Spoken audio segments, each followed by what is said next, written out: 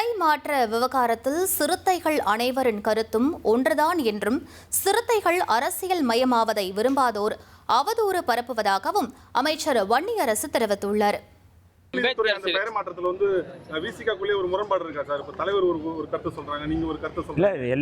எல்லாம் தலைவர் சொல்ற கருத்து தான்.